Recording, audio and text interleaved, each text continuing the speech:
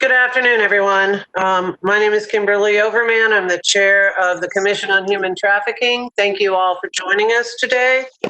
I'm going to call the meeting to order and ask for a determination of quorum. Clerk, could you please call the roll? Yes, Kimberly Overman. Here. Major Harris. Here. Andrew Warren. Kathleen Kemke. Kathleen Kemke. I can't hear you if you're answering. Okay, I'll move on. Deputy Chief Burkhoff. Hello, I'm here. Okay. School Board Representative Perez. Here. Tina Smith. Here. Dottie Grover Skipper.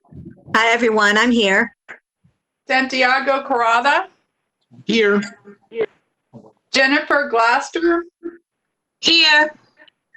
Brenna Taylor. Brenna Taylor. Detective Sergeant Durkin.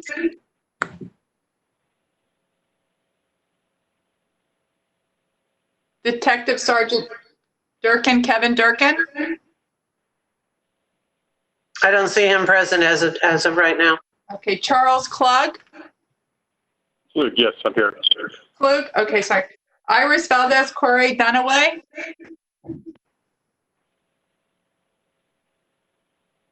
She's trying. Okay, I'll come back to her. Chief Judge Ficarota. Here. Public Defender Holt. Here. Connie Rose. She's here. Connie Rose, okay. Captain Staley. I'm here. Elizabeth Gutierrez. Elizabeth Gutierrez. And Corporal Baker.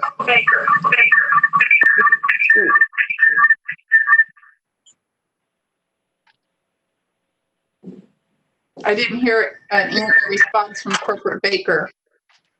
I'll go back and call the people I didn't hear a response from one more time. Kathleen Kemke. Here. Okay. Brianna Taylor.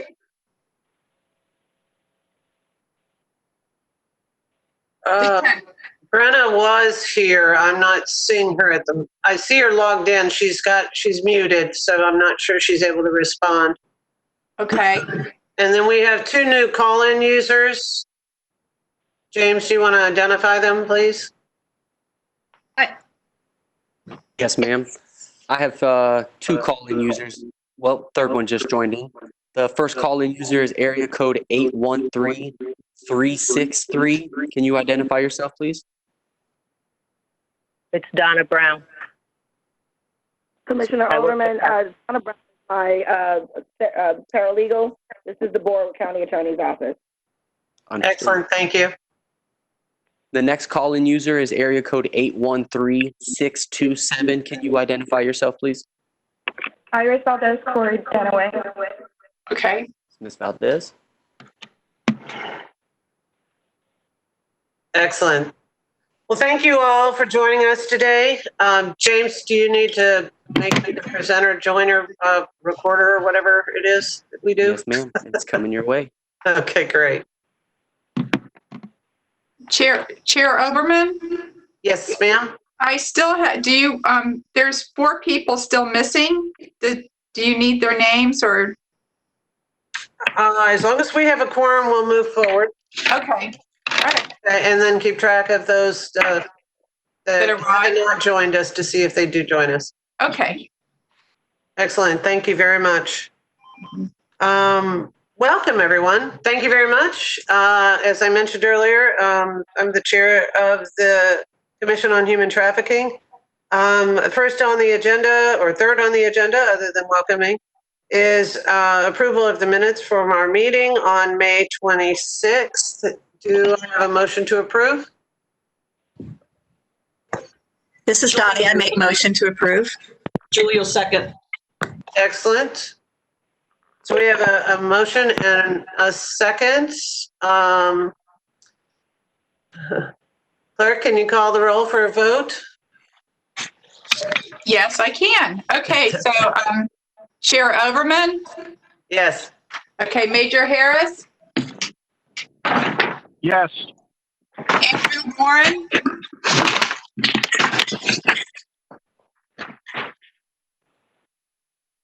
Andrew Warren.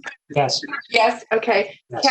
Kathleen Kempke. I can't Yes. hear. Yes. Okay. Deputy Chief Burkhoff. Yes. School Board Representative Perez.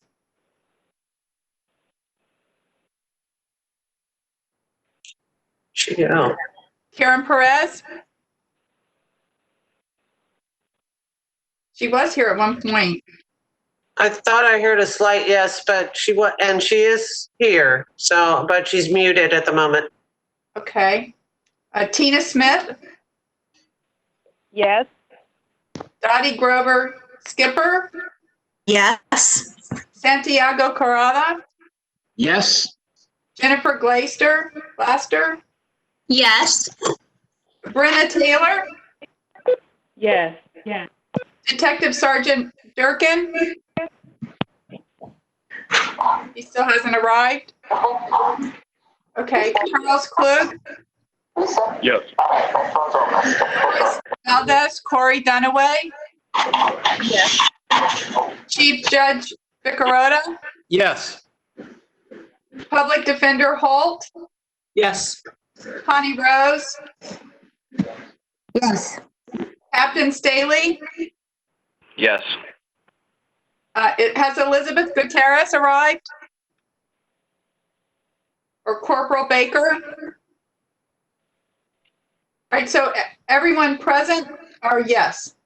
Excellent. Thank you. Unfortunately, we don't have a lot of voting today, so we won't have to suffer through that very often. With that, I just want to bring everyone up to speed a little bit with my chair's report. The good news is our workshop last week, for those of you that may not have been able to join us, went very well, and we'll get a full report on that later. I did have a conference call this morning with the Attorney General, Ashley Moody, as well as the representative from the U.S. Attorney's Office, Sheriff Cronister, and Major Harris, as well as with Dr. Curry on the line. We have a lot of great things happening. We had a great outcome yesterday with a press conference on a sting operation that resulted in several arrests and several victims being supported, and very excited to see how that's working. So getting the information out there is also very helpful. We also have a presentation later by It's a Penalty folks. We had a conference call this morning along with the Buccaneers to speak with them on their progress and how they want to be involved in this. And I am just thrilled with all the things that are going on right now. I think it's also important to remind everyone that there will be an annual summit on human trafficking this year. It will be a virtual conference from 8 to 5. And that information is coming out to all of our members so that you can register and attend virtually. It's still in the works, but I'm looking forward to participating in that in addition to all of our other meetings. And with that, because we have such a robust agenda today, unless I'm forgetting something, I think we'll move on to the next item. The workshop review and discussion of next steps. Heather, do you want to take the lead on that, please? I will. We held a workshop on the 19th. Most of you were in attendance. There were some really good outcomes, even though there were some technical frustrations along the way to get there, but the outcomes were pretty outstanding. And I sent all of you in your packet, you have the information, the ideas generated from that. It's a commas delimited Excel format, so I'm sorry about the formatting. I've been trying to play around with that and get that a little bit more user-friendly. So I'll send out a revised version of that, but there were some really good ideas generated.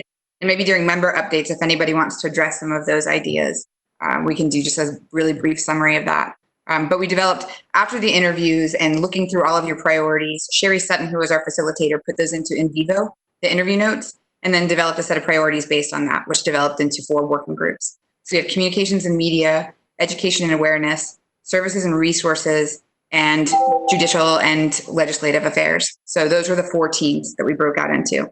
And what that's going to look like moving forward, I'm going to work with Deborah to develop our next steps in light of the Sunshine Law. So, but it was a pretty fantastic process, just even starting with the interviews and talking with each of you to develop a sense of collective priorities. I think it's really important that we coalesce as a group around shared priorities. And so it was a wonderful way to get that kind of cross-germination going.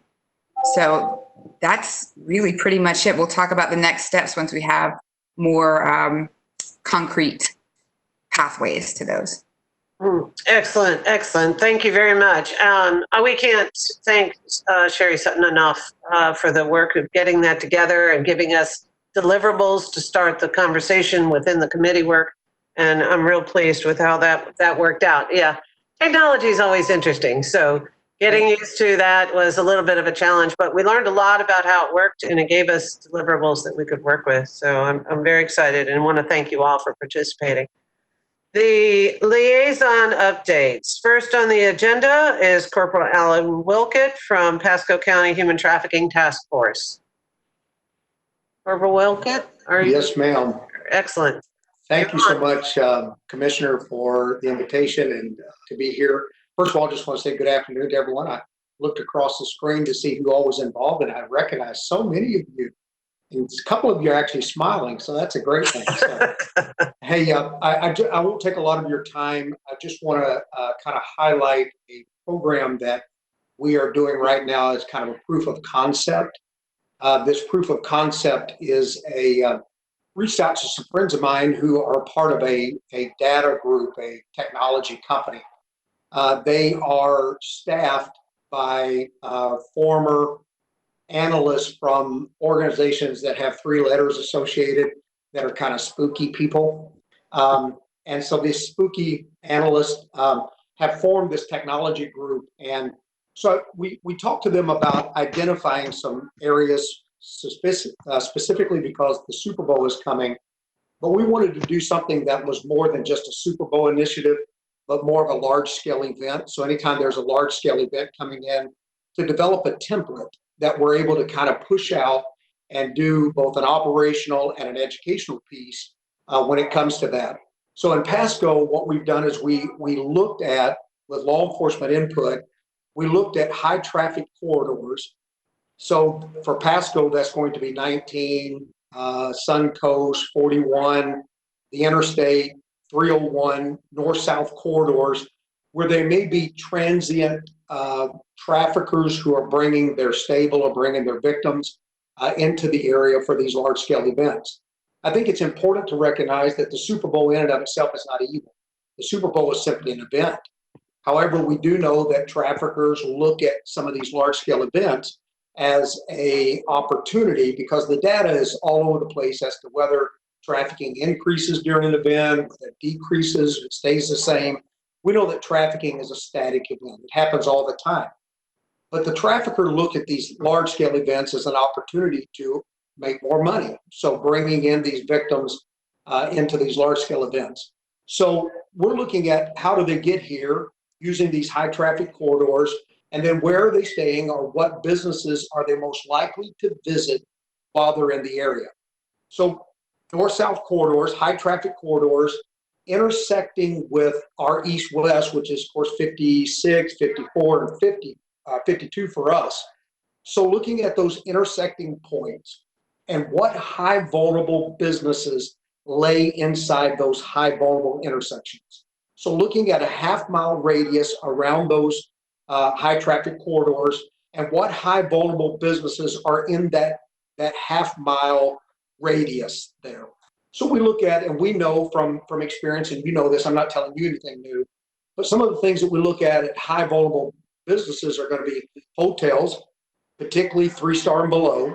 We're looking at convenience stores with a higher risk factor of those that are open 24 hours a day. looking at drugstores, CVS's and Walgreens, particularly those that sell condoms and things of that nature, and our high risk factor 24-hour operational. Looking at things like restaurants, again, high risk factor 24-hour that are open, and then like a zone 2 or lower priority, just restaurants in general. So looking at some of those high vulnerable businesses in those hyper hot zones of intersections, high traffic corridors. What are those businesses? So this technology company has come in, and using their skills, they're able to map those businesses on a map. Why is that of value to us? 2 reasons. Number one, it gives us a training strategy. If there are businesses that we want to get trained, we can look at zone 1s, high priority, zone 2, lesser priorities, so that if we only have limited resources to get to certain businesses before Super Bowls or large-scale events, this allows us to be strategic in how we plan. So it's a planning tool. The second thing it is an operational tool. So deputies, code enforcement, things of that nature during the operation, 7 days prior, 3 days after these large-scale events, it gives them the ability, deputies that are working the street, patrol officers, patrol deputies, we need to have a higher vigilance in these areas during the course of this event. So this company is putting together a map for us. And this map is a very high interactive map. When you scroll over the business, it tells you the hours of operation. Are they a zone 1 or priority 1? Are they a zone 2, zone 3 business? And it gives us the ability to put together a strategic plan to get training, awareness, and then as a commission and as a county, we're looking at a training opportunity by doing, whether it be coasters or placemats or things of that nature, stickers to put in the windows. So that's kind of a sidebar. But what I wanted to kind of bring to your attention today was kind of that strategic plan using that mapping system. We're also looking at a way to interface that map with maybe some of the county GIS maps, so that again, it just kind of appears in those patrol vehicles during the course of the operation, or code enforcement vehicles or other vehicles that may have interest in that operational plan. So we're doing that right now for our county. So that plan is being done as a proof of concept. And during the course of talking with Heather and others, Dottie and Heather and maybe a few others, it was an idea that instead of just being Pasco-centric, it would be so cool if we looked at this as a regional thing. Kind of pushing it into a regional plan to at least supply us the map. Whether we do anything with it or not, that'll be all up to us. But I think it has great value, both in that educational and awareness, so we can get priority 1, zone 1s trained first, and then as time permits, go to those zone 2s and zone 3s. The other interesting thing that they're able to do is build relationships. So what am I talking about when I talk about hyper hot zones? Hyper hot zones would be one of those businesses that appears in that, along with a relationship with another high value or high vulnerable place. What do I mean by that? One thing we know that in the Tampa Bay area, we have 2 unique things. If a trafficker is coming from Indianapolis and they want to do a brothel, set up a brothel during the course of the Super Bowl or WWE or a convention or whatever it may be, if they're looking to set up a brothel, as our hotels get trained, as some of our other businesses get trained, the trafficker is going to say, where can I go that's maybe not as risky as a hotel, because they've all been trained. So we know in the Tampa Bay area that 2 things are coming into operation. One are RV parks. So our RV parks become highly desirable by a trafficker, because now they can bring in an RV, set up temporarily, and look at it as more low risk, and they can set up a mobile brothel in that RV park and be able to move every couple of days to another RV park. What's the other thing that's unique to us? Our marinas. And we're already hearing that they're coming in and renting large seagoing vessels so that they're able to cast out into the Gulf 3 miles, thinking they're outside our jurisdiction because they're in international waters, and they can have their party out on the water.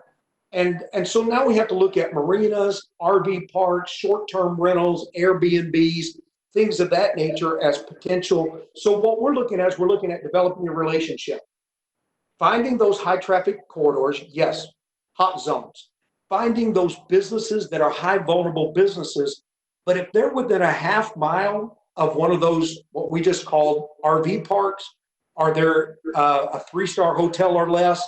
Are there within a half mile walking distance of a strip club or walking distance of one of these other businesses that we identify? That would be a hyper hot zone, because the relationship now is such that there are 2 or 3 or 4 of those flagged entities that lie within that zone, and we can put targeted resources into that hyper hot zone. So that's what we're doing. It's a proof of concept. We're getting that standing up. We're looking at August, having the ability to test it by August.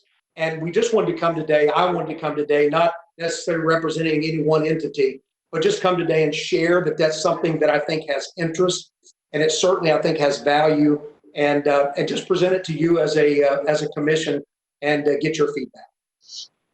Oh, excellent report. Thank you so much. Pasco, you have, our Corporate Wilkett and Pasco County has been an excellent partner in actually giving us a good roadmap for how this commission operates and how we interface with the law enforcement and the task force in general.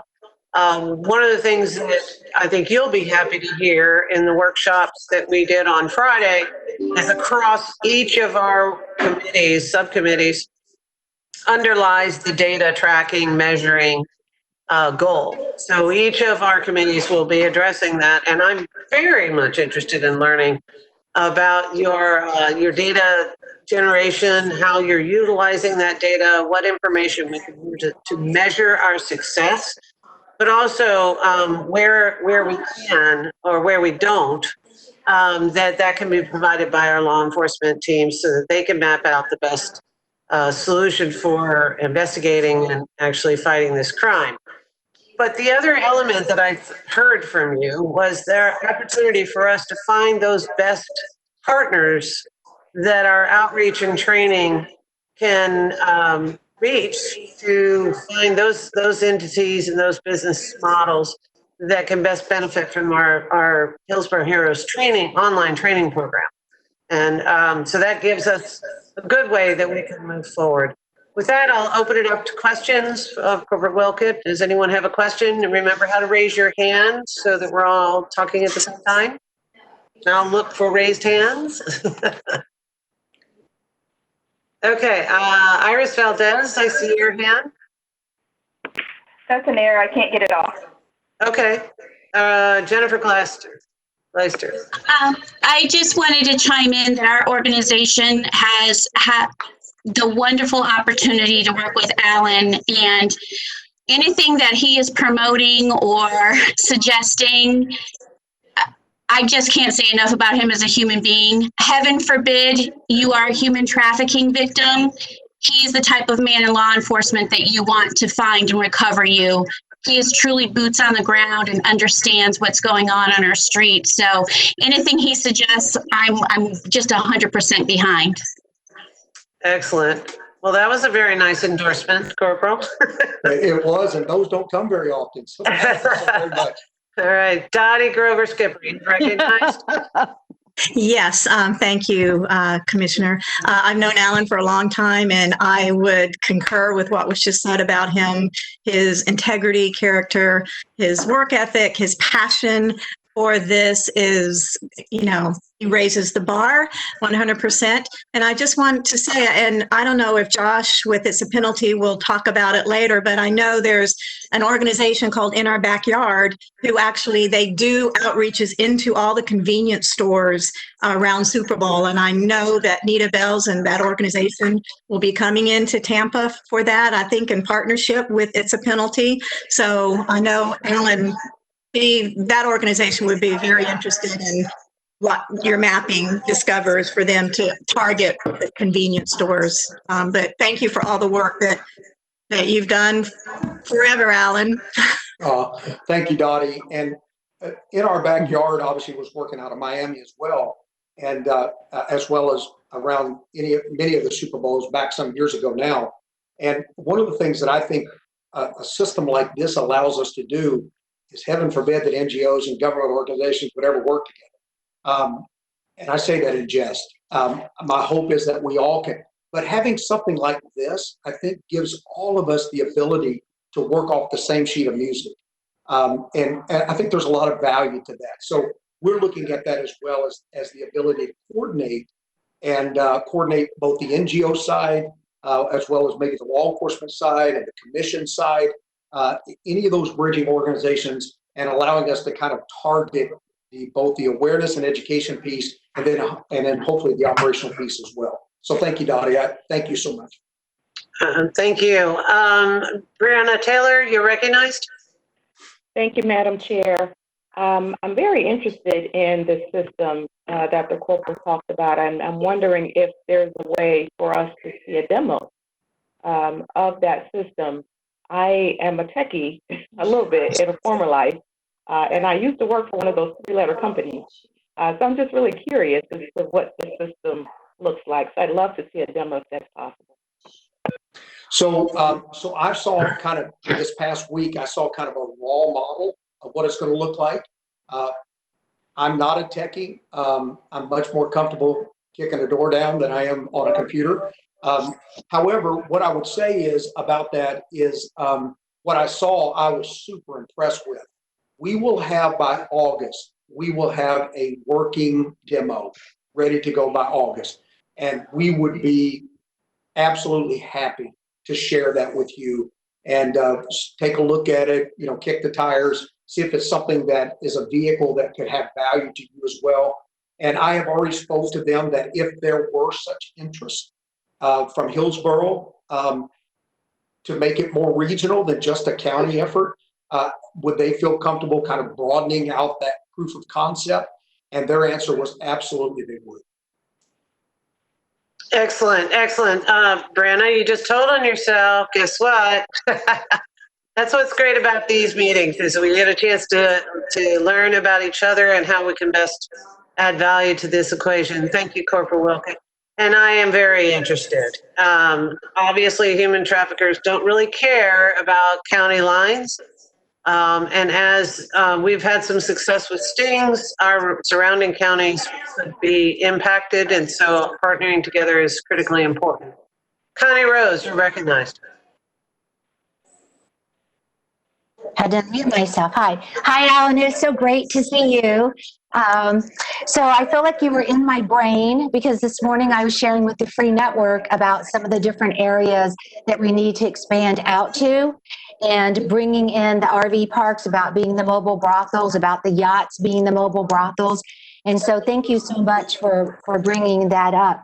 I also love this. I am so excited. And what I would love to see is there any way, especially during the Super Bowl, 2 weeks before, the week of, and 2 weeks after, if they could even expand it out farther, because we know that corridor is going to be stretched all the way to Daytona Beach and as far south as Naples, if not even all the way down to Miami. So I don't know if that's a possibility, but I'm going to put it on the table. So my understanding, and forgive me, I already heard we have a member that's a techie. I am not. So I have to just kind of ask the question. It's my understanding that once you put the proof of concept for a mapping system like this with people that do this, that this is their world, that broadening it out is no issue at all. It's just setting the parameters that is what they look at. So once we set the parameters, in other words, the type of businesses, the intersections we're looking for, those high traffic corridors, as we talked about, once we, the consumer, the customer, and by the way, this is no cost, so I even like it better when it's no cost, because they're standing up a proof of concept that they're looking probably to market going forward, but they're going to use us as a pilot, as a way to kind of put it together and do the proof of concept. So it's my understanding once you set those parameters, the filters, that they can expand it as far as they need to, then it becomes no problem to do that. Excellent, thank you. Remember that if you've asked a question and you've gotten your question recognized, please take your hand down. And seeing no further hands, I just want to say thank you, Corporal Wilkett, for bringing it to us. And I just have one question before we move on to the update from the Florida Alliance to End Human Trafficking. Have you found that as restaurants and hotel industry has raised their sort of awareness, that there might be a propensity to move towards Airbnbs? We have a lot in Hillsborough County, and I was curious, has that been your experience or observation? Yeah, so let me just speak from experience because I don't have any data to back this up. So just from an experience and from just having, been part of this culture for many years, my best guess from that experience is that absolutely we're going to see a migration, a movement toward Airbnbs. The thing that I'm scared the most about, just from an advocate in this space, is going to be short-term rentals, because they are so hard to find and regulate. Because somebody can say, hey, I just want to put my house up for 2 weeks around the Super Bowl, and they advertise on Craigslist or whatever that may be. Those are certainly, at least me, are challenging to find. So moving to short-term rentals, RV parks, Airbnbs, and marinas is where I think the next wave is going to come from. As the hotels become more educated, more aware, I think the traffickers are going to recognize that the risk begins to climb in some of those environments, and that they're going to look for those less risky environments, which I think short-term rentals, Airbnbs, marinas, and RV parks are certainly on that list of less risky locations. Okay, thank you very much for that answer. And thank you again for being here today. You've been, like I said, a great partner to all of us, I think, that have been involved in this. And we plan on tapping you even more. Well, thank you so much. And thank you to all my friends that are on here. It's good to see everybody. And I'm going to jump off here and get involved in another meeting. But what a privilege it was to be able to come in and say hi to everybody. So let me know what we can do. We should have a proof of concept by August. Be glad to share that with you and let you kind of look at it, see what you think. And then obviously we'll go from there. But I'm here to do whatever I can do to help. That's great. Thank you so much. And we will get you on the agenda for sure as soon as we have that established. Thanks, everybody. It's good to see you. Thank you again. Sara Mahoney is here from the Florida Alliance for End Human Trafficking. Sara, you're on. You need to turn your mic on. All right, there you go. Now? Now we can hear you. Okay, great. Sorry, I'm actually working out of a vacation house right now, which has poor internet. So if it gets a little glitchy, I apologize. First of all, just thank you so much for inviting me to participate. Today, I was really looking forward to just letting you know who we are at the Florida Alliance and what we're doing. My name is Sara Mahoney. I'm the vice chair of the Florida Alliance to End Human Trafficking. And we are a direct support organization that was created by the Florida legislature in 2019 to support all the efforts of the statewide council to end human trafficking. Our focus is to raise funds to support that effort, as well as promoting training and awareness. So first of all, as far as fundraising is concerned, we've had a very successful first outing. I think we're awfully lucky in Florida to have so many amazing foundations and businesses that are so want to be part of this fight to end human trafficking in their community and in the state as a whole. So we've had a very successful first outing as we've started our fundraising, and we have lots of irons in the fires and lots of conversations going. So that's been pretty terrific. Right now we have our training videos, our accredited human trafficking awareness training video is up on our website. If you visit our website, please excuse our appearance. We're in the process of creating a professional website that will have all sorts of information, and we really look forward to being involved with all of you in the future as we go forward. We'd love to be able to house some of your information also. There's several initiatives that we're working on, but we're at the very early stage of a few of them, just to let you know. Working on an accredited trafficking organizations around the state. Sara, could you hold on 1 second? We have a user, AAODS, needs to mute their line, please. Okay. It's like they may have left. That was unfortunate, but Sara, go ahead. Okay. I'm not sure if you can still see me or not because it doesn't look like my camera's working. But so of the several initiatives that are just at their infancy stages, we're working on an accreditation for all human trafficking organizations around the state. and we're putting together a comprehensive resource guide for all organizations and safe homes from one end of our state to the other, which will allow people, say, from the Panhandle to communicate with what's happening in Miami much more easily. So that is something that I'd love to come back to you in the early fall when we're a little further down the road with a few of these initiatives. And I'll be able to probably share a couple of the other things that we're working on, but just a little too early to get into the details of those. And really, lastly, I just wanted to say that, you know, we're here to support you. The whole reason for our creation was to support all statewide efforts on fighting human trafficking. And particularly as you're closing in with the Super Bowl, which is not that far away. And you'll be working obviously closely with the state, the Attorney General's office, Sheriff Cronister's office. We are here to support those efforts.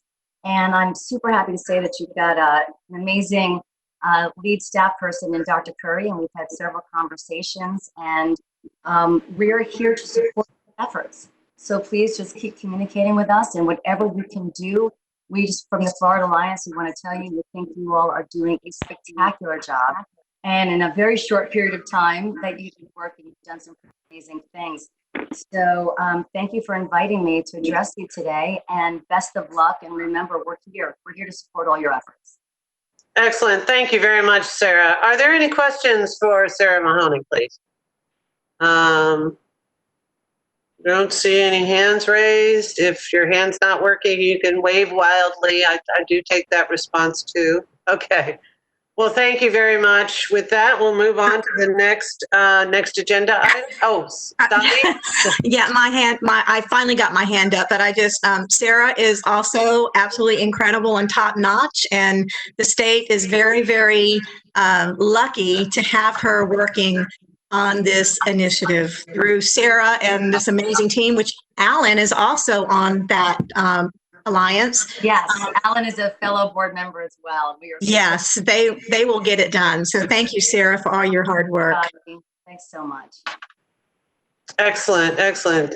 Agreed. I mean, I can't say enough. We need partners like you that help connect us to resources and other goals. So I appreciate you being here today, and thank you for taking the time. Seeing no other questions, we'll move on to the next item on the agenda, which is a penalty campaign presentation by Josh Miller. Sara, I'm sorry, I'm going to butcher your last name. I apologize. And Mollie Thorsen. Who wants to go first? Raise your hand or wave it up. Okay, Josh. Miller here. Good afternoon, everyone. Thank you for having us on this meeting. We've spoken with Commissioner as well as Heather Curry and a few other preliminary meetings, and we're really excited to share with you guys today as a commission what we do at It's a Penalty. So I'm going to start out, share my screen here. And so for It's a Penalty campaign, specifically to Tampa Bay 2021, I just wanted to begin by just mentioning that our campaign came about and actually started with the 2014 World Cup in Brazil. Our founder, who is on the call, and our CEO, Sara DeCervalho, started It's a Penalty when she saw the need for more education and more awareness, specifically around these large sporting events, in her work in Brazil. And so in birthing It's a Penalty and really starting to run these campaigns around the world, this will actually be our fourth Super Bowl, and our most recent ones that we've worked on were Miami most recently and Atlanta. And in a little bit, I'll get to some of those materials so you can see what they look like in relation to Miami's sort of style and Atlanta's style, and then now we're going to be working with you for Tampa. But I just wanted to go through and just kind of like set the stage. We are a global organization, a global anti-trafficking organization. Our headquarters is based outside of London. However, the campaigns that we run are highly localized, and they're highly contextualized to the local hosting city. And so the way that we work is we connect with the governing bodies for the sporting events. So with relation to Tampa, we had an introduction to the host committee in Tampa by the NFL, and then in turn, the hosting committee introduced us to your specific commission on the anti-trafficking front. And we're so glad to be connected with you. You know, as you can see on this slide, each one of our campaign on average reaches about 155 million people worldwide. However, most recently in Miami, it was our largest campaign ever. And as far as media and press, we did reach over 331 million people in the press. But also, I think it's important to note that together with our partners, because this campaign is only successful in partnering with the local host city, partnering with the local commissions like y'all, and partnering with law enforcers in the local city to pull off these campaigns. And so overall, since our beginning, we've helped facilitate the protection of almost 17,000 victims of exploitation during our campaigns. But again, as I mentioned, our focus, even though we have a global organization and we started with World Cup in Brazil, we've worked with Olympics and Paralympics all over the world. Next year, we have 4 major campaigns. Early next year will be the Super Bowl in Tampa. And then we're also going to be working with the Euro semifinals and finals in London. And then Tokyo Olympics has been postponed to 2021. So we'll be working on that campaign. And then finally, we're going to be starting a new campaign in India next year with the ICC, the International Cricket Council, for some semifinals and finals. So, but on this slide here, you can see who we are. We're a global campaign.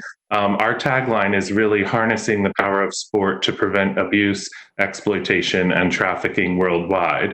And much like you on your commission, we really strongly believe that prevention is better than cure.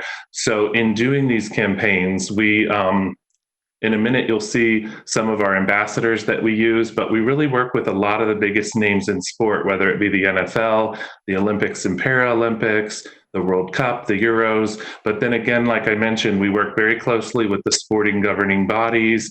And then our campaign, as you'll see in a minute, revolves around airlines, hotels, local NGOs, and governments. Specifically in travel and tourism. So what is it that we do? We educate about the issues and penalties for offenders and also the signs to look out for. And then we equip people in this large awareness campaign with the reporting mechanisms. So for your specific case in Tampa, it would be probably Polaris hotline, but also whatever local hotline you guys are working on. And then we encourage people to report anything suspicious.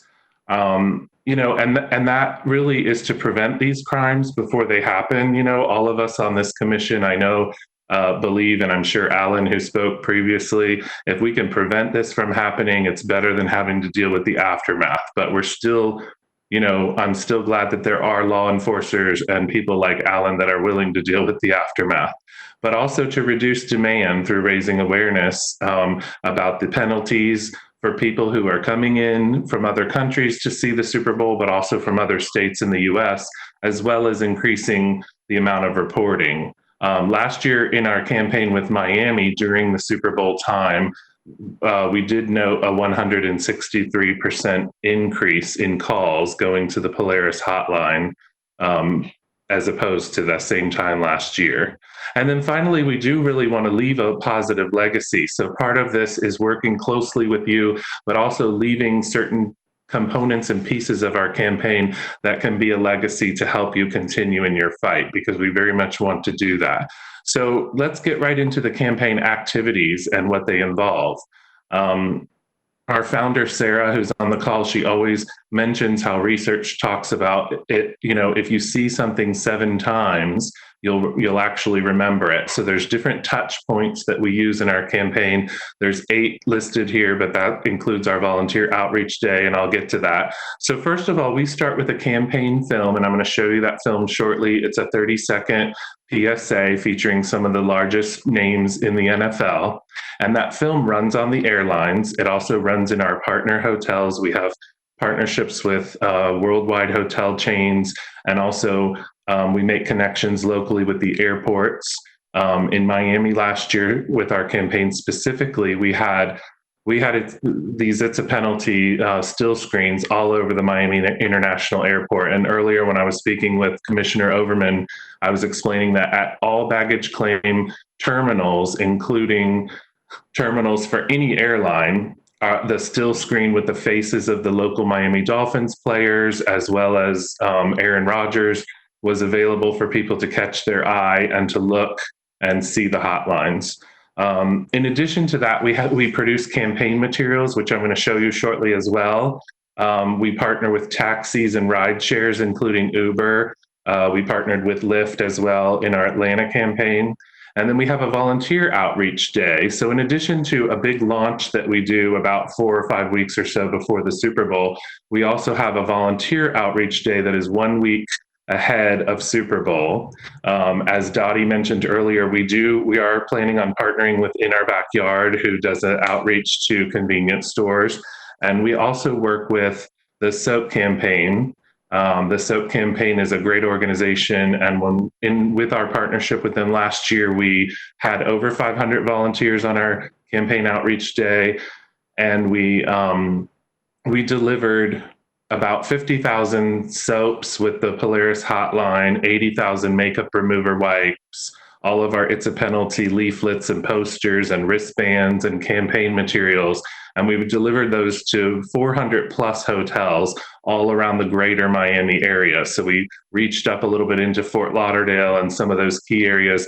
But to make a point to that hotel, and going back to, again, what Alan mentioned earlier, is that we do a lot of research in cooperation with SOAP to not only go to large brand name hotels, but we really find those 3-star and lower hotels, some of the mom and pop hotels that are not technically part of a big organization, but we really try to reach out to them as well. And our feedback specifically in Miami last year was so great, where we had hoteliers telling us, oh, this material is fantastic.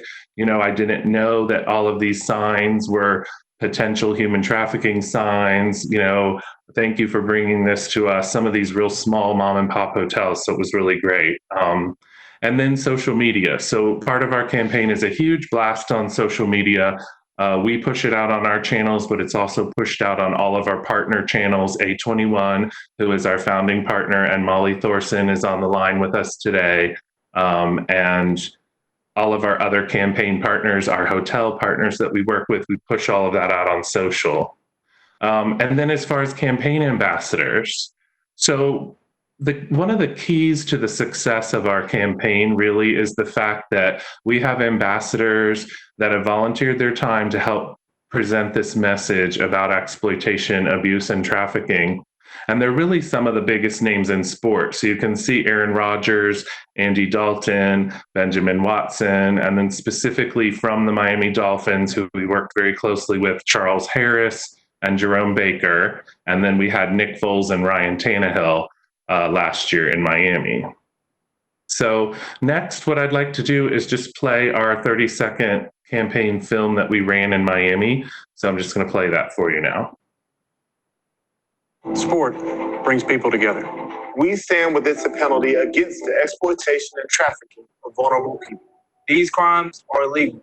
Offenders will face prosecution in the United States or in their home country. If you see any signs of exploitation, text Be Free to 233-733. In Miami, text or call 305-BIG-STOP. Text, call, save lives.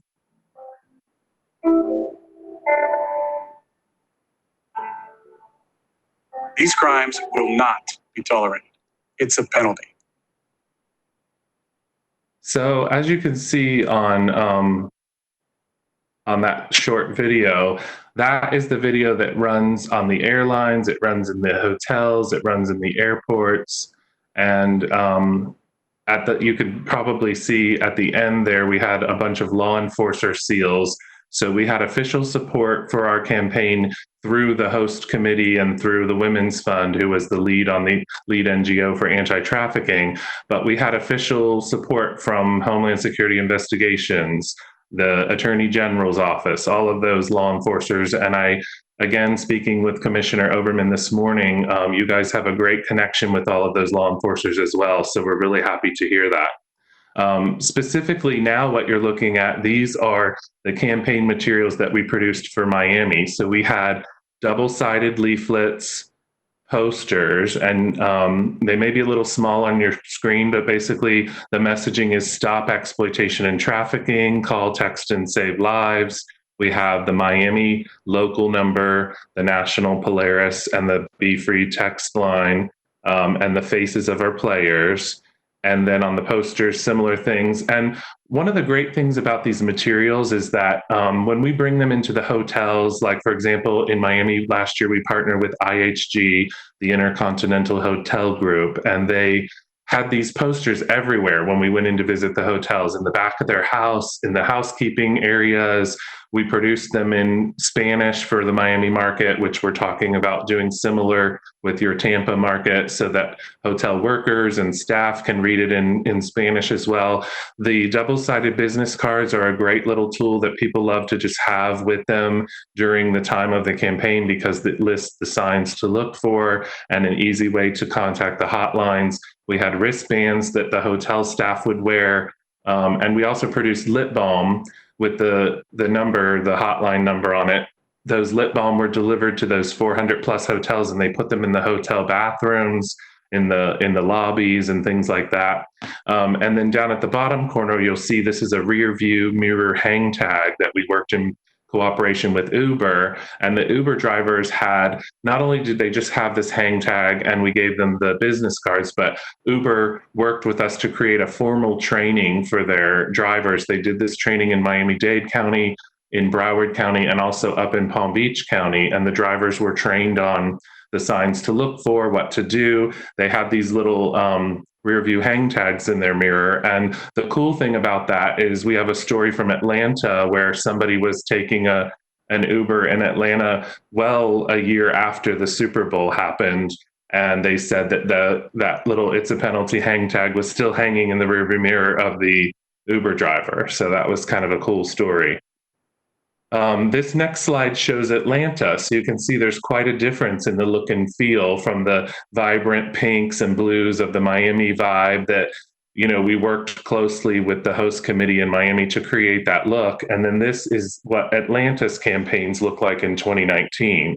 So you can see it was much more subdued, sort of mimicked the look of the Atlanta Falcons colors. And so we had a discussion again with Commissioner Overman and Dr. Curry this morning about what the Tampa campaign may look like. So as the relationship evolves and we work with you closely, we'll come up with a look and feel that really looks like Tampa and sort of coincides with your Super Bowl host committee's activities as well as the Tampa Bay Buccaneers. So I have another video here next that I'd like to show you. This is our highlights reel from our Miami campaign. So in this specific video, you're going to see a couple key speakers in here that were part of our launch. So you'll recognize a few faces probably, including the communications director for the Miami Dolphins, who was heavily involved. Sport brings people together. We stand with It's a Penalty against the exploitation and trafficking of vulnerable people. It's a Penalty harnesses the power of schools to prevent abuse, exploitation, and trafficking. One of our main focuses is to educate, equip, and empower people through our global awareness campaigns because we believe education sets a strong foundation for an engaged community. It's a Penalty is bringing together a wide range of industries: airlines, airports, transportation, hotels, restaurants, and the biggest names in sport. It's a Penalty was amazing for us because of the scope, the passion, and the clear direction around human trafficking. We're enlisting the help of the community and our business partners so that we can teach them to spot the signs of human trafficking. We're also partnering with It's a Penalty. It's a great education effort. It's a worldwide social issue, so it takes that worldwide effort to really make a difference. IHG partnered with It's a Penalty to look for after-report issues that they find suspicious. It's a Penalty really has widespread and can help bring in other industries that support tourism in the area. Over the last year, has launched an online free training program for both our company-managed hotels and also our franchised hotels. We support exit penalty in preventing human trafficking. These crimes will not tolerate. It's a penalty. Remember, if you see something, say something. Okay, so that was our highlight reel for Miami, and I just wanted to point out that you can see from watching these videos and the highlights reel specifically that our campaign really hinges on working very closely with the local host city. So we're happy to be a part of a campaign, a larger campaign that's run in Tampa Bay leading up to the Super Bowl. But we really want to get behind you as a commission and work closely with you to do a similar campaign, but an even better campaign for Tampa. Mollie, do you have any thoughts that you may want to add to what I just said? Yes, thank you, Josh. That was great. I think a really important part of It's a Penalty and something that we're super proud of is it's extraterritorial legislation. So that means that if anyone comes into your town from a different country, they will be charged in their country. So I think it's a really special aspect of this and making sure that people are being really held responsible for their actions. Absolutely. Yeah, Mollie, thank you for bringing up that point. You can see in the 30-second spot that we ran for Miami, we talked about how prosecutors could be prosecuted in Miami, but also in their home country. So it makes it clear, as this is running in hotels, in airports, et cetera, that you're not exempt to being prosecuted even in your own country when you leave to go back home. And I just wanted to open it up also to Sara DeCervalho, who is our CEO. She's on the line as well. Sara, do you have any additional thoughts? Yes, hi everybody. I think, Josh, you really summarized up everything so well. And Mollie made a really good point about the extraterritorial legislation, because research shows it's the fear factor that will stop opportunists from committing a crime in the first place. I just wanted to add one thing, and that is we actually also assist with training with regards to the hotels, to their staff and management. And again, that's very important because that's part of the legacy. But I think apart from that, you covered everything, John. And obviously, the outreaches we made to all those hotels, we distributed NCMEC's list of missing children, which I know that NITA also does to the convenience stores. And 4 of the children on that missing list were identified as a result of our outreach. So that's really encouraging. It's so worthwhile. Wow, thank you, all 3 of you, very, very much for all that information. As you can tell, we've got some power behind this effort, and we've got some great partners to work with. I'm very pleased with hearing how this program is, and I'd like to open up to short questions from any of our commission members that are interested in getting more information. As you've heard, there's a lot here that can help us not reinvent the wheel, but can move forward as we prepare. Lee Burkhaw, you have a question. You're recognized. Thank you. Yes, It's a Penalty. I appreciate everything that you guys do, and we're so excited that you're going to help out again. I had a question specific about your training with the hotels. Are you able to expand that to include Airbnb? Yes, of course. Interesting enough, we are actually going to be partnering with Airbnb for the campaign we'll be running during the Olympics and Paralympics in Tokyo, because they're one of the main sponsors. I haven't spoken to Airbnb yet about their plans during the Super Bowl in Tampa. Are you in contact with them? No, that's what we're looking for, is some type of avenue to get that door opened and to get education and awareness to them? So I can certainly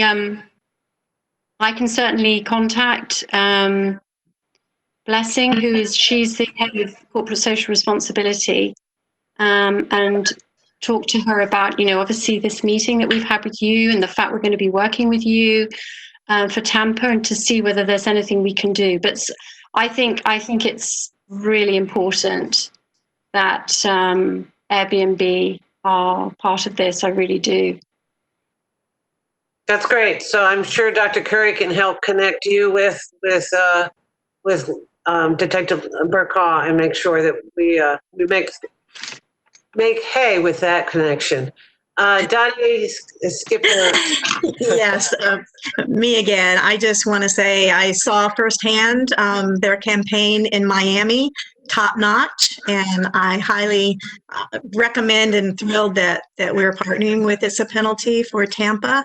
One question, I know it's not in the hotel motel industry, but we have many strip club ministries here in the Tampa Bay area that go into the clubs. So wondered if there might be opportunity to also take your materials into the sexually oriented businesses, as Alan Wilkett would say, the SOBs, to distribute that information. So that's something we can talk about, but just wanted to kind of put that on the table.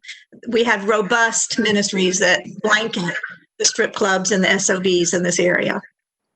Yes, Dottie, I'll just say absolutely. I know that I think we spoke a little bit about this previously on a call with Nita Bells from In Our Backyard, but we've also connected with Rahab's Daughters, which is another national organization, and they've been working Super Bowls for multiple years, and they do similar sort of outreach. So we're actively right now connecting with as many of those organizations as possible. So definitely put us in touch with anyone that you think might be a good conversation, and we'll definitely pursue that.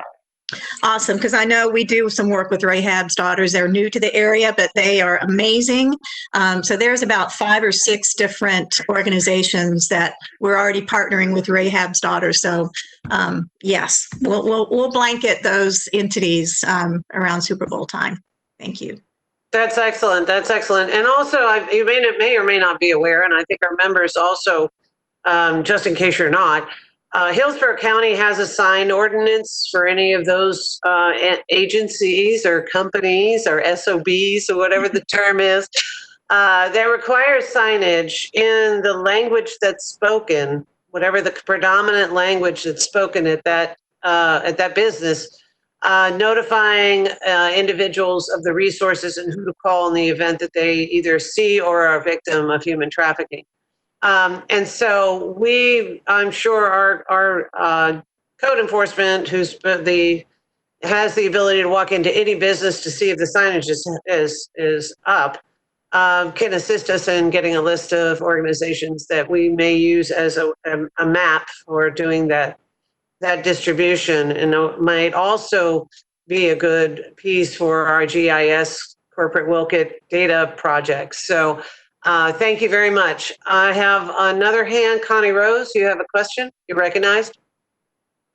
Hi, yes, thank you. And thank you, Joshua from It's a Penalty. And I loved hearing that you were also partnering with Teresa Flores from SOAP because it's a survivor-led organization. I had been working with her since 2008, along with our own nonprofit.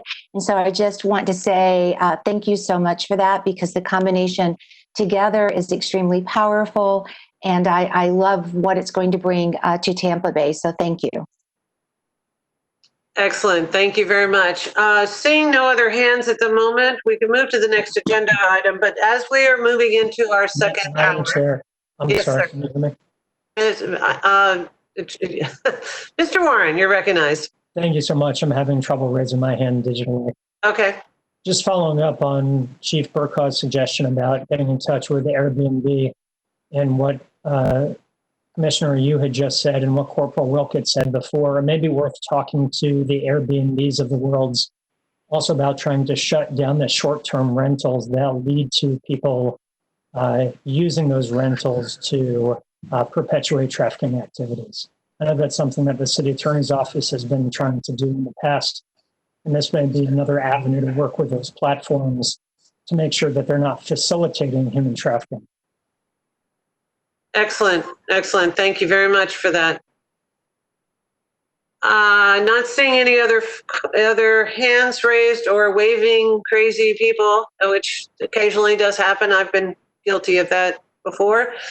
Thank you all for the presentation, Josh, Sara, as well as Mollie. Thank you very, very much for bringing that information and helping us understand the depth and the scope of the work that you can do to help us be best prepared. And I'm looking forward to helping us with that, especially as we roll out the major campaign this fall towards in October, November, getting all of our stakeholders and community leaders engaged in this effort. So I'm thinking we're going to be the best that we always are. So thank you very much. With that, I'm going to suggest we have next on the agenda the Commission on Human Trafficking member updates. I'm going to allow Dr. Curry to kind of lead that. And with that, I'm going to ask Major Harris to go first so he can update us as a liaison to the other entities that are involved in this on the law enforcement side. And then we'll move on. But if you could keep your comments to 2 or 3 minutes, we've got a large board and we'll be here till tomorrow if everybody does much more than that. So with that, Major Harris, would you like to start us off and then ask Dr. Curry to call on each of the members after that? Sure, thank you. Thank you for your kind words this morning too on that call with the Attorney General. I appreciate it.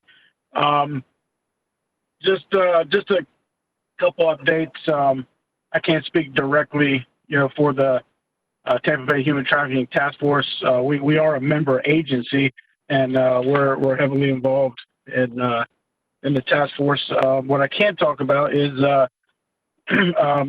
specifically, I'm the co-chair of the Super Bowl Human Trafficking Committee, and the chair of that subcommittee is Andrea Hughes with Tampa Police Department, who's done a phenomenal job putting things together and planning out all of the logistics with operations moving forward.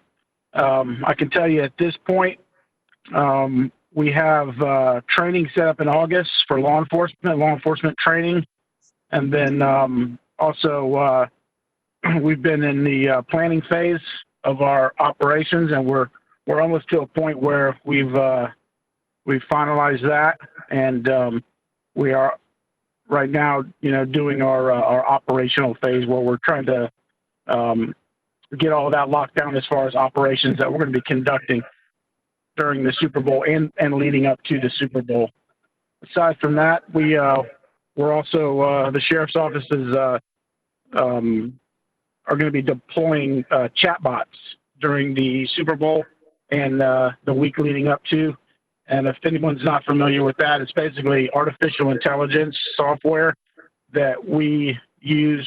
Our detectives it's a deterrent mechanism, and also a force multiplier. We're using it as a force multiplier. So basically, our detectives will place covert ads on adult websites that where prostitution occurs. And what happens is when the sex buyer starts to interact with the ad, they start getting in a conversation with a chat bot, not a real human being. So we can chat with a lot more people than if we had detectives doing it. And then once these chats get to a point where they're talking about purchasing sex and things of that nature, they'll end up getting a deterrent message on their computer from the sheriff that basically says, you're engaged in this illicit activity, and it goes on and talks about avenues for help, and that what they're doing promotes human trafficking, and they can also be arrested, and so on and so forth. So it's a really good tool to have as a force multiplier. Obviously, we're going to be doing operations that are more intense and more focused on arresting traffickers and rescuing victims. that's pretty much a quick update for you, Commissioner. Thank you very, very much. And I really appreciate learning more about how you're helping us get there, and what efforts are being done that you can share with us, because we recognize investigations in law enforcement are a critical element. And we don't want to throw everything out there, but it's nice to know how we can help. With that, I don't see hands raised, but if Heather, if you'd like to call on those that you know have some areas of comments that you'd like to hear from, go right ahead. And I'll look for hands raised too. All right. Thank you, Major Harris. Dottie, would you mind updating us on the statewide council efforts? Yes. As a member of the statewide council, I know we just recently formed a new subcommittee, the Education and Awareness Subcommittee of the statewide council. And I know the intent is to work very closely with messaging for the Super Bowl with this body. And hopefully that was brought up this morning with your call with the Attorney General. But that's the section I'm working on right now through the council. And we have not had another full meeting of the entire council since we last met. So I can only really give an update on the Education and Awareness Committee. So as long as I have the floor, there's just a couple of other things I want to update folks on. There's a recently formed collaborative called the SAFE Collaborative, and it stands for Strategic Alliance to Fight Exploitation in Tampa Bay. And we have raised funding in this area to help anti-trafficking organizations stay afloat during COVID, because without some of these safe homes, we kind of pivoted what we wanted to do with SAFE in the first phase 1 strategy to be able to raise funds to help organizations stay afloat. So that's something I'm working on. Also, as a board member of the Free Network, we continue to hold weekly telephone calls, as Heather knows and Connie knows, and very robust conversations. So if anyone would like to join those calls, just let me know and we can be connected. And then I think that's pretty much my updates. I don't want to take any more time. So that's pretty much my update. Excellent. I see Karen Kemke has raised her hand. Karen? Kathleen.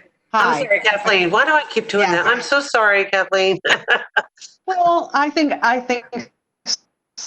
secretly Karen doesn't sound bad either. So I kind of wanted to update everybody about the crisis center, and also how excited I was last Friday working in our small group. As awkward as it was really interesting to see how things came together so quickly. The crisis center, it seems like we leave one crisis and move into another. We've been responding, of course, to COVID-19. We've been getting the funds dispersed for the city to people who needed over $1 million so far. So we've been working hard on that. But in looking into the future, short future, to the Super Bowl, I know that our Gateway 211, which is 24/7, is prepared to respond and help in any way. The other thing I was thinking of too is we have, of course, TransCare, where we have 100 young people that are out there helping and getting them trained and ready so that because they are on the street all hours of the day and night, would be they'd be good eyes on the ground, boots on the ground and eyes on the ground. Of course, we have our 24/7 response to sexual assault. And when we were talking last week, we could be one of those drop-in places, because we do have nurses that are here to respond. We do have advocates that are here to respond, and we welcome our sister advocates out in the community to come in and respond if somebody should come in. And then, of course, we have free trauma therapy. What was really interesting, I think, to me is that the goal, at least for services and resources, is an effortless experience, not just for us doing this difficult work. but for the victims as well. So by having these various places out in the community where victims could drop in if need be, by having a care coordinator devoted to human trafficking, law enforcement, shelter services, victims, and those who witness it would have so much more ability to be able to get what they need quickly, like in a minute. So I'm very excited about that. Excellent. Thank you very much for that. And I want to say the Crisis Center has been amazing, absolutely amazing going through this COVID-19 pandemic. They have taken, actually, the last time I heard, over 54,000 calls from citizens in our community. And we did send a letter to the governor asking to extend the telehealth services so that we can continue doing that. So they've been a terrific partner through this time period, and I anticipate continuing to develop that relationship with the Crisis Center to help facilitate this. I see one more hand, Jennifer Gleister. I'm going to screw that up too. Gleister, it's okay. Everyone does. I just wanted to, on a similar note, Redefining Refuge, we have also launched in response to COVID, touching base with our kids. Some of our kids we are talking to up to 4 times a day. Very simple, quick calls saying, hey, how are you doing? At the time when kids were still in school, we were calling, making sure that they had internet service, whatever tools they needed so that they could continue with their schoolwork. What I really liked about this is that it was very community-based. I adore our kids in foster care, but when you're within the system, you have services offered to you just left and right. A lot of these kids are our community kids where their parents were essential workers, so they were home alone all day. And we were able to reach out and say, just want to make sure you're the only one in the house right now. We were connecting with their parents as well, letting them know, hey, we're going to be contacting your kid during the day. What are some of the things that we should be asking to make sure everything's going okay in the house right now on your behalf? Things of that nature. And also just calling to say, hey, we're thinking about you. We know you're probably lonely right now. If you need somebody to chat with, we're here. Of course, they usually don't want to chat with us. We're old people. But just very one-on-one. And like I said, some of our kids were actually very responsive, and we were able to check in with them or even just send a text because they're much more into that than actually talking. And so very similar type of update from our end. Excellent. Thank you very much. I don't see any other hands. Dr. Curry, do you have any other individuals you'd like to call on? No, I mean, I want this to be voluntary. I don't want to put anybody on the spot. But moving forward, I can see this being kind of the liaisons that emerge out of your working groups.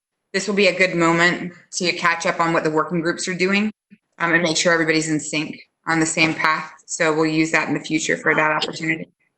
Okay. So would you like to update us on the next steps that you're aware of for the committee work that was established in the workshop? Yeah, so that's what we were talking about earlier, where I mentioned that I need to work with Deborah and our legal group to make sure that we are adhering to sunshine laws for the working groups moving forward. So, and then work with communications to figure out what kinds of, you know how this works, what kinds of mechanisms we need to put into place to make sure that we're all doing what we're supposed to do. Okay. So as soon as I have more information about that, I'll be contacting all of you again for the third time. Excellent, excellent. And our next broad committee meeting or commission meeting is what date? I don't have that right in front of me. September 24th. I'm sorry? September 24th at 1 o'clock. 24th. Now, that doesn't mean we're not talking to each other between now and then. We have an amazing amount of work to do. And that's why the committee, working through the process on how the committees get together and get a lot of the groundwork done.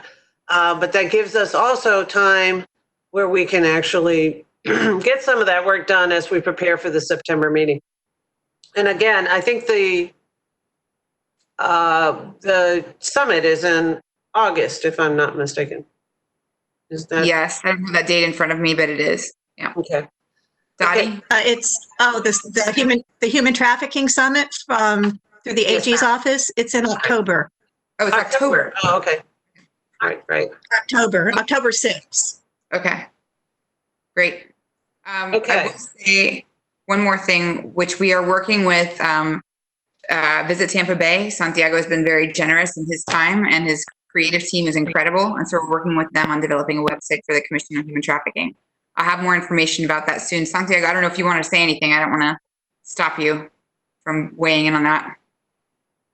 No, I just wanted to make sure everybody knew I was still here. I've been off camera and but listening to the meeting, and we also had that meeting with It's a Penalty, so we're super excited about supporting those efforts however we can, creatively or with the dissemination of information. And finally, I didn't want to jump in because this has been such a busy meeting, but I think if we need some efforts in reaching out to Airbnb, we have had some contacts there in the past. So we may be helpful with that as well. That's great. That's great to hear. Where we can find those alliances that help move that forward. I think that's going to be very important.